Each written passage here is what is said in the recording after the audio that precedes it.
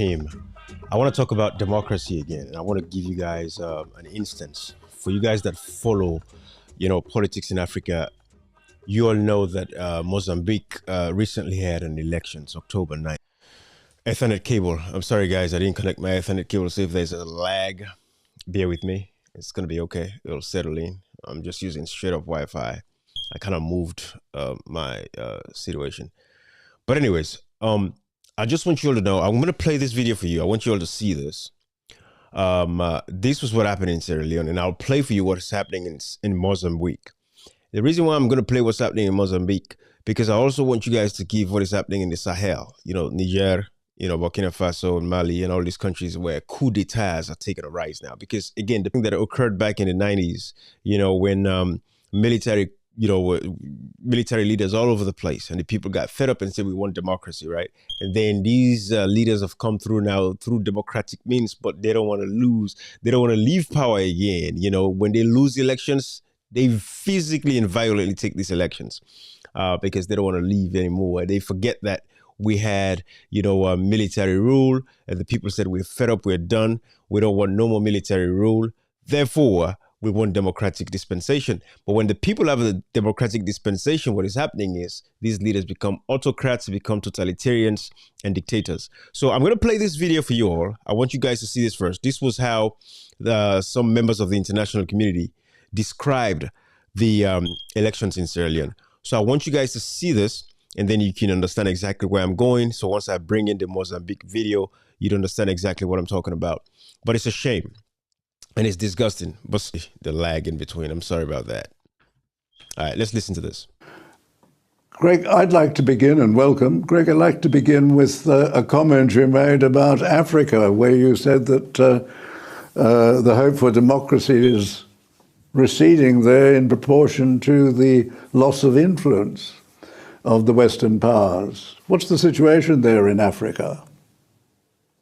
Well, it is not something which was unforeseen. We've been witnessing the decline in Western powers' influence in Africa for the past decade or more, and the rise of the People's Republic of China's influence there.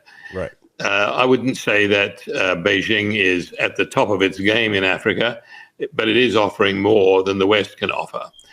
But almost exactly 3 years ago, I wrote a report saying that the respect for the democratic processes in Africa was now at an end, and we were back to an era of coup d'etats as a form of governmental change, shall we say.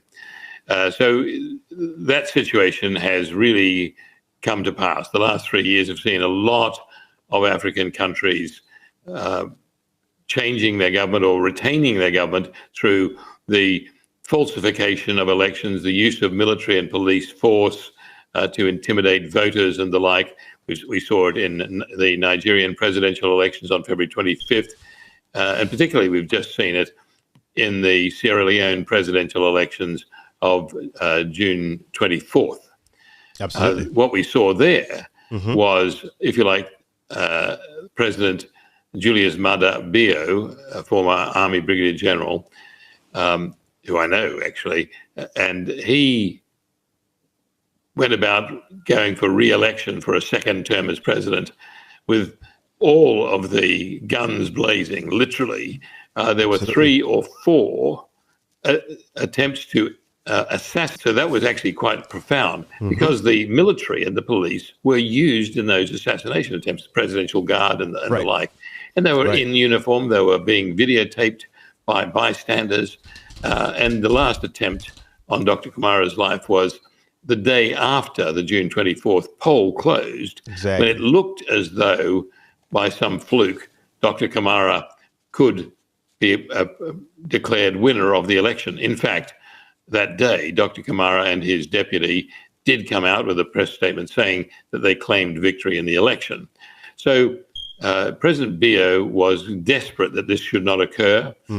He had paid the election commissioner handsomely and actually wanted him to step up the process of announcing the election results to June 25th, 26th, and even held a gun to the head of the election commissioner. You didn't hear this part. I want you to listen to this part. Listen to this. And even held a gun to the head of the election commissioner, which didn't prove to be necessary because the election commissioner did as he was paid to do anyway, which was to announce Bio as the winner.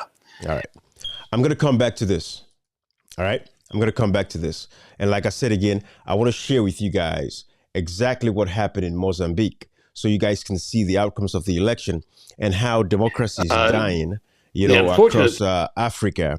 I want you guys to see that. I want you guys to understand why we do what we do and calling the attention of the international partners, the States Department, the African Bureau, Bureau of Africa, all of you guys, European Union, of course, you guys have been very awesome and wonderful.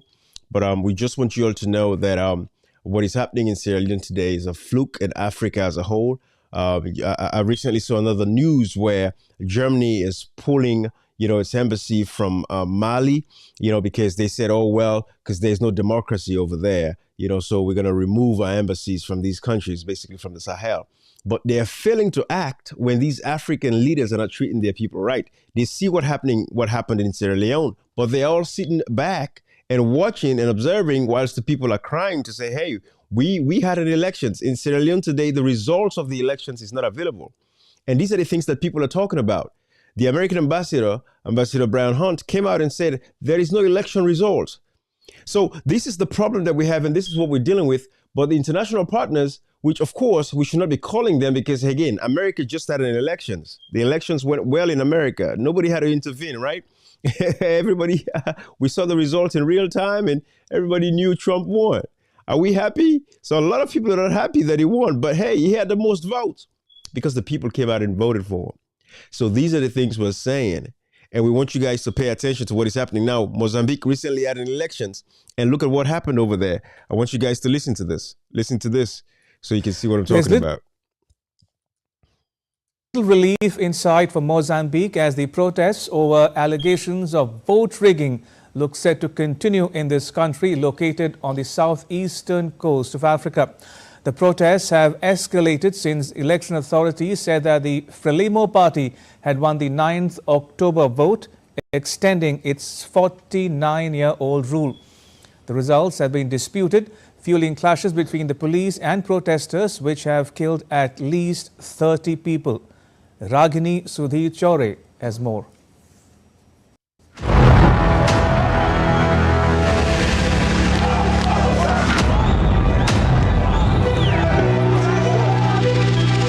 Mozambique is burning.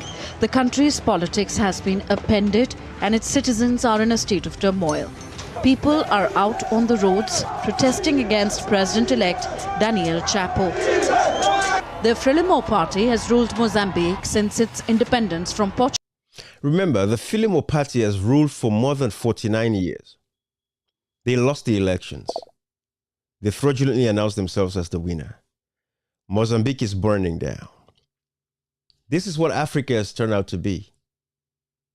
And yet they wonder why we have a rise of military coup d'etats across Africa. Because the people no longer have trust and confidence in democracy itself. And our international partners are engaged in corrupt practices with these governments that have been in power for so long because, again, all they do is exploit Africa, so they really don't care. So when the people stand up to defend themselves and defend their democracies because they believe in democracy, they believe in one man, one vote, and when I vote counts my vote, they start killing them. This is what is happening. Portugal in 1975. The party is now being They've been in power since 1975. Accused of registering 900,000 fake voters out of They accused them of registering over 900,000 fake voters. An electorate of 17 million. Frelimo's Daniel Chapo got 70.7% of the vote, ensuring that the party retained power. Mozambique's young population is turning against Frelimo. They are questioning the authenticity of the election result. Again, the young people of Africa are rising up because they are fed up of the suffering. They're tired. They see themselves having to migrate, going through the Mediterranean Sea, going through the Sahara Desert, wherever it takes them to be able to go and seek greener pasture because their countries, their leaders have failed them. The institutions that should protect them have failed them. So the young people are aware. They are actively participating in democracies across Africa. And yes, so these, geriatric leaders don't want to leave power. They think it's going to be same status quo, continue as it is. Corruption at the highest level, stealing all the resources of the country, only sharing all of that loot and the wealth to themselves.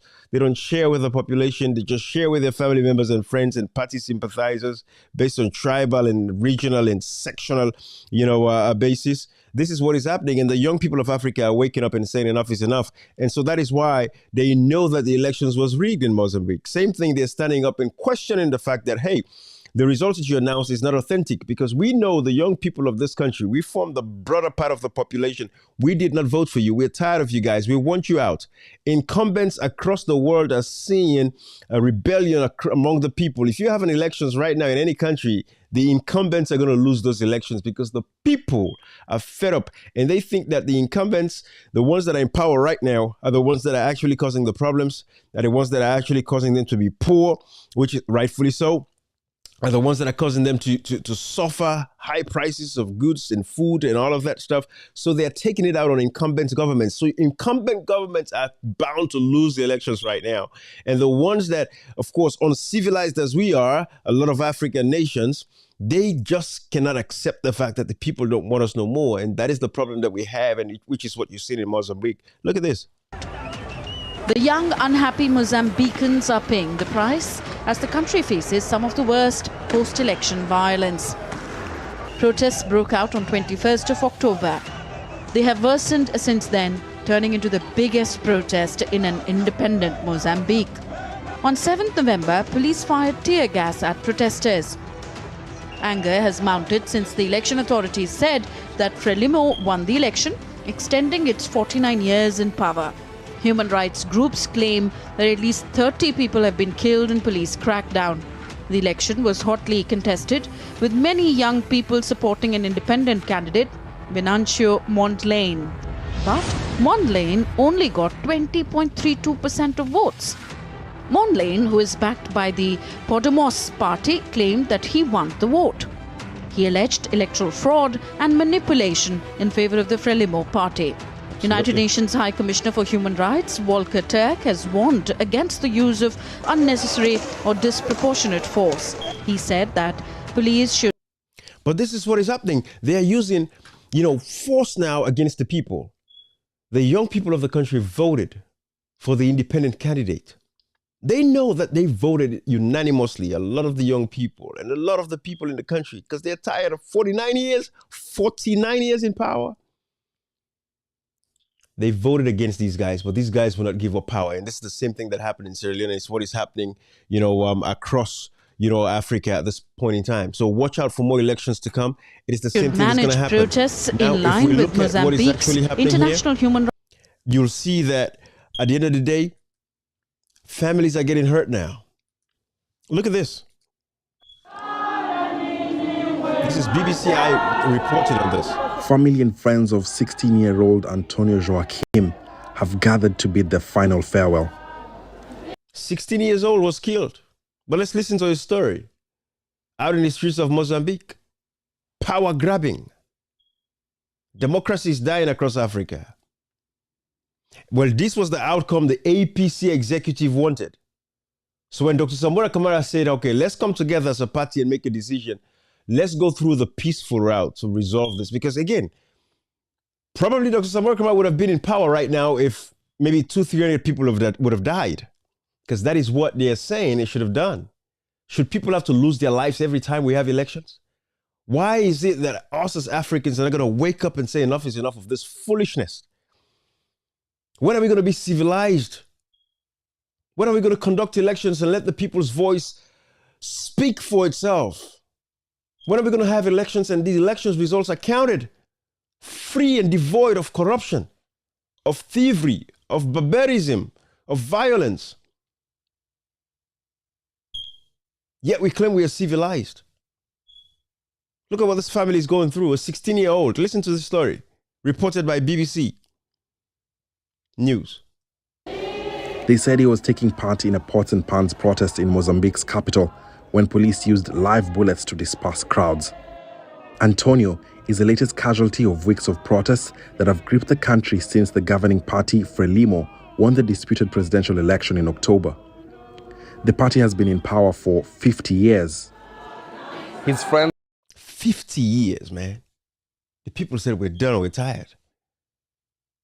nicknamed him Jumbo, which means luck. And now his mother says he's a victim of a bullet, a victim of an electoral process he did not even take part in. They are killing innocent people without any reason, but many females are crying now, like myself. Venancio Mondlane, a part-time pastor and independent candidate, insists he's the rightful winner of the vote. In recent weeks, his supporters have taken to the streets demanding for his victory to be announced. The crisis deepened with assassinations of Venancio's lawyer and his colleague, a parliamentary candidate. Venancio alleges that at least 50 people have lost their lives, while civil rights groups have accused the police of using excessive force. This is a show of frustration like nothing I've ever seen before. People are banging pots and pans, blowing whistles, vehicles passing by, hooting, and the message is simple. They are saying that the recent elections were not free and fair, and they want their candidate, Venancio Mondlane, to be declared as winner. They are also saying that if they can't join the streets to go and protest, they will do it from the comfort of their homes. And this is happening all across the country. What does that tell you? When the whole country, the people are beating pots and pans, what does that tell you?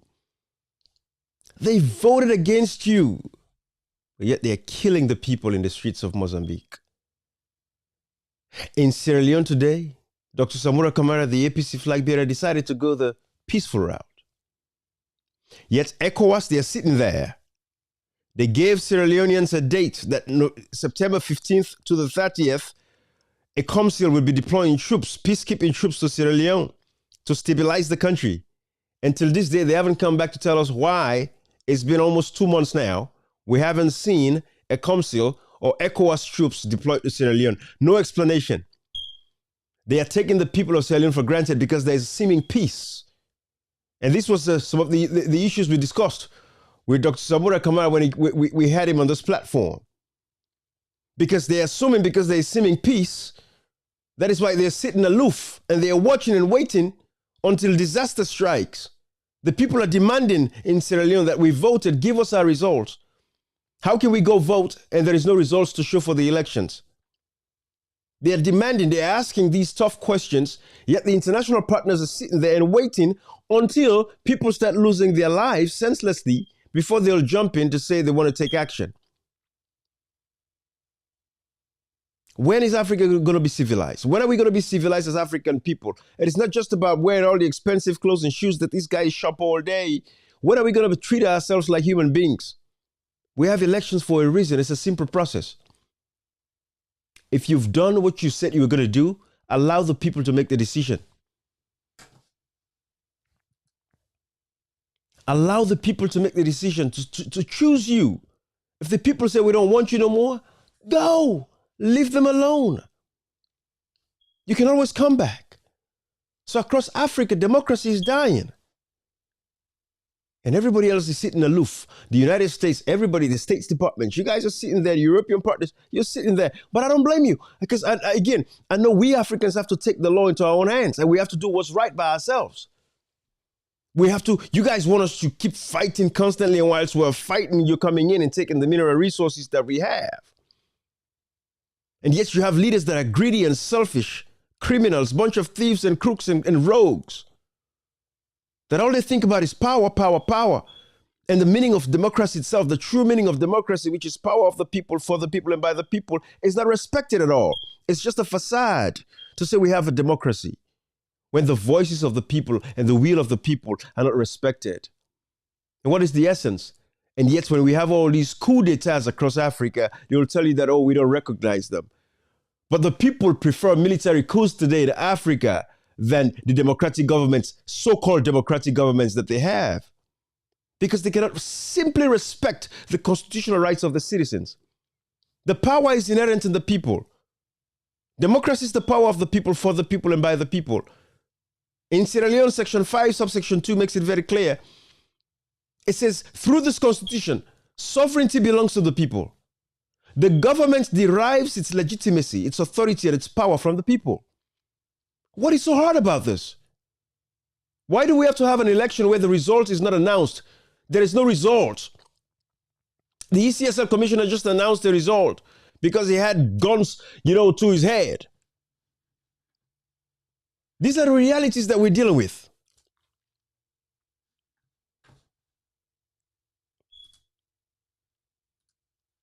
And let me finish with this video that I started to play about Sierra Leone and how, Greg Copley, described what actually happened in Sierra Leone. The thing for President Bio was that the whole process was, the unfortunate thing for President Bio was that the whole process was so scandalously rigged that none of the international observer missions, that included the Carter Institute from the United States, official election monitoring teams from the United Kingdom, Ireland, Italy, Germany, and France, plus the European Union's own monitoring team, all said that they would not certify the elections as free and fair or transparent.